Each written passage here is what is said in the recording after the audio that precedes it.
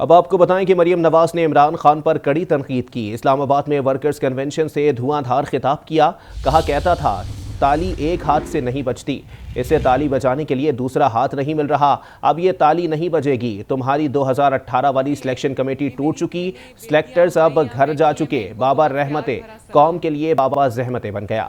جتنے چاہو پلاسٹر چڑھا لو، گھڑی چور کو اولاد اور ہیروں کی رشوت کا حساب دینا پڑے گا۔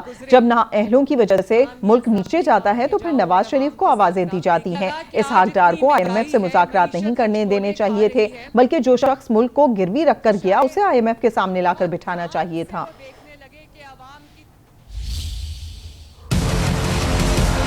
کہہ رہا تھا تالی ایک ہاتھ سے نہیں بجتی، اسٹیبلشمنٹ کو کہہ رہا تھا کہ میں نے تو تالی کے لیے ہاتھ آگے کیا ہوا ہے، دوسرا ہاتھ نہیں مل رہا۔ الیکشن سے وہ ڈرتا ہے جس کی جو سلیکٹ ہو کر آیا ہے، وہ جو 2018 میں تمہاری سلیکشن کمیٹی تھی نا، وہ اب ٹوٹ گئی ہے۔ اب تمہیں فکر ہونی چاہیے، سلیکٹرز گھر چلے گئے ہیں، وہ بابا رحمت اس قوم کے لیے سب سے بڑا بابا زحمت بن گیا۔ جتنے مرضی پلاسٹر لگا کے بیٹھو، جتنے چاہے ٹانگ پہ پلاسٹر چڑھاؤ، گھڑی چوری کا بھی حساب دینا پڑے گا، اپنی اولاد کا بھی حساب دینا پڑے گا، فارن فنڈنگ کا بھی حساب دینا پڑے گا، اور جو آپ کی بیگم صاحبہ نے 5 کیرٹ کے ہیروں کی انگوٹھیاں رشوت میں لی ہیں، اس کا بھی حساب دینا پڑے گا۔